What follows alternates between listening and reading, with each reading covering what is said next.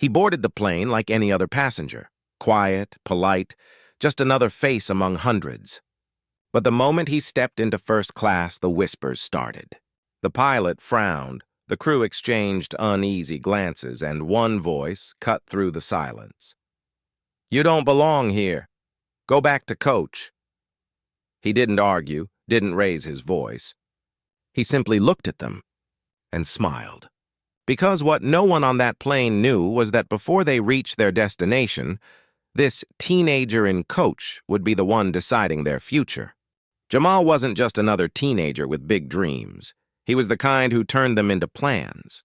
At only 19, he'd already earned his aviation degree, a prodigy who grew up watching planes trace white lines across the sky, promising a future he refused to let anyone take from him. Raised by a single mother who worked double shifts to pay for his flight school, Jamal learned early that hard work didn't always mean equal respect. Still, he believed in earning his way, no shortcuts, no excuses. Today was supposed to be a new beginning. He had been invited to shadow a major airline's senior crew, a rare opportunity that could open doors most people waited years for. As he walked through the airport in his crisp blazer, travelers brushed past without noticing the quiet confidence in his eyes. He wasn't a passenger this time, he was part of the future of aviation. But even as he clutched his boarding pass, Jamal felt the weight of glances that lingered too long. Security had already double-checked his credentials. A flight attendant had asked twice if he was sure he was in the right place. Still, he smiled politely, ignoring the sting in his chest. He stepped into the jet bridge, hearing the distant hum of the engines, imagining the sky waiting for him beyond the clouds. He didn't know that this flight, the one he'd dreamed of his whole life, would soon test not just his professionalism, but also his dignity. Because before the wheels left the ground, someone would remind him that in their eyes, the color of his skin still defined how high he was allowed to fly. As Jamal settled into his first-class seat, the hum of the engines filled the cabin. He placed his briefcase neatly by his feet, ready to review the day's schedule before takeoff. But the moment he looked up, he noticed the stairs. A man in a pilot's uniform stood at the cockpit door, watching him with narrowed eyes. The chief flight attendant leaned toward him, whispering something behind a forced smile. Jamal could feel the shift in the air, the quiet tension that always came before a storm. "Excuse me, sir," the attendant said, her tone polite but strained. "This section is reserved for premium passengers. Coach is toward the back." Jamal blinked, confused but calm. "I know," he replied softly, showing his ticket. "Seat 2A?" Her smile faltered. She took the ticket, double-checked it, and frowned. Still, her body language didn't change. "I'll just verify with the captain," she muttered before walking off. The man across the aisle smirked, shaking his head as if the universe had confirmed something he'd always believed. Minutes later, the pilot himself approached, tall and confident, with the kind of authority that filled the room before he spoke. "Young man," he began, voice firm, "we've had some confusion. This seat isn't for passengers from coach. You'll need to move before we begin boarding." Jamal looked up slowly, steadily, and was composed. "Captain," he said, "there's no mistake." But the pilot wasn't listening. He motioned to the crew, his expression growing impatient. Other passengers watched now, some curious, others uncomfortable. Whispers spread like wildfire. Words like entitled and troublemaker floated through the air. The flight attendant returned, her cheeks flushed. "Captain," she said quietly, "his credentials." "They're real," but it was too late. The damage had been done. The looks, the assumptions, the subtle humiliation, all carved deep into the silence that followed. Jamal didn't argue. He'd learned long ago that silence could be more powerful than words. He opened his briefcase, pulled out a neatly folded document, and placed it on the tray table, his official contract letter from the airline's executive board. The pilot's confidence flickered. He recognized the logo instantly. Still, he said nothing. Instead, he nodded curtly and turned away. But Jamal could see it in his eyes, the same disbelief he'd faced his entire life. The disbelief that someone who looked like him could hold authority, command respect, or belong anywhere beyond the back row. The plane began to taxi. Passengers settled in, unaware that the young man they'd just dismissed would soon have their undivided attention.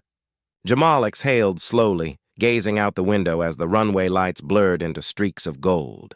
He had been through worse, but this time it wasn't just another insult to swallow. This time was a test, a moment that would define him in front of the very people who doubted his worth. Because before the plane reached cruising altitude, they would all learn who was really in command. The seatbelt sign blinked off, and the plane leveled above the clouds. The crew moved through the aisles, polite smiles masking the earlier tension. Jamal stayed quiet, reviewing the flight manual glowing softly on his tablet. But then the intercom crackled. "Good afternoon, ladies and gentlemen. This is your captain speaking." It was the same voice that had commanded him to return to the coach. Calm, confident, certain that the world still worked the way he believed it did. Jamal listened, expression unreadable. When the announcement ended, he stood up, straightened his jacket, and walked toward the cockpit. The flight attendant tried to stop him, instinctively, not maliciously, but he held up a single ID card. Her face drained of color. She stepped aside. Jamal entered the cockpit, the door closing behind him. The pilot turned, frowning. "Sir, you can't—" Jamal laid the airline's executive seal on the console. His voice was calm, firm, and steady. "Captain Reynolds, I'm Jamal Carter, Director of Flight Operations. I'm here for an unscheduled in-flight evaluation." For a long, stunned moment, no one spoke. The co-pilot's eyes widened. The captain's jaw slackened. The same man who had told him to go back to coach now stood frozen, stripped of the authority he'd tried to use as a weapon. Outside, the sky stretched endless and golden, but inside the cockpit, silence pressed like thunder. Jamal didn't raise his voice or gloat. He simply opened the flight log, jotting notes with the same calm precision that had carried him through years of being underestimated. Then, quietly, he said, "You judged me before you even looked at my credentials. That's not just unprofessional, it's dangerous." The pilot's hands trembled slightly on the controls. Jamal turned to leave, but before stepping out, he paused. "We're all flying the same skies," he said softly. "Some of us are just forced to start from the ground a little lower than others." He walked back to his seat, leaving behind the stunned silence of men who, for the first time, saw what equality looked like, authority that didn't ask for permission. When the plane landed, there was no applause.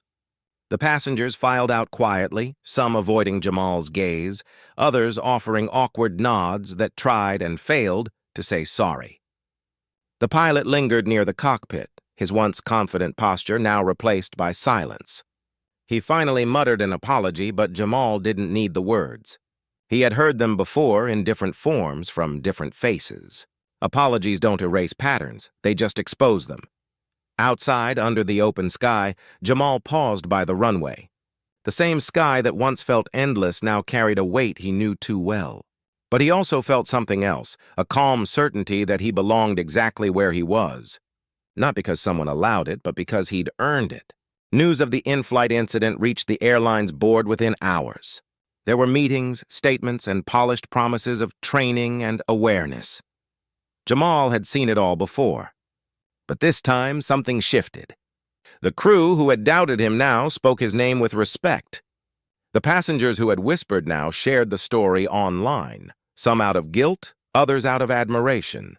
Still, the truth remained the same. One man's experience had exposed a system that quietly decided who belonged and who didn't.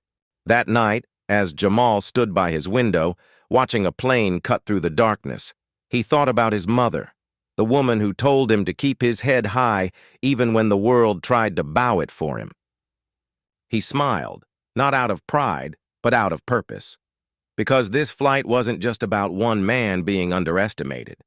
It was about every person being told to stay in their place, every dream that had to fight for permission to exist. And maybe that's the question we all have to ask ourselves now. How many more flights, jobs, or lives will it take before equality stops needing a boarding pass?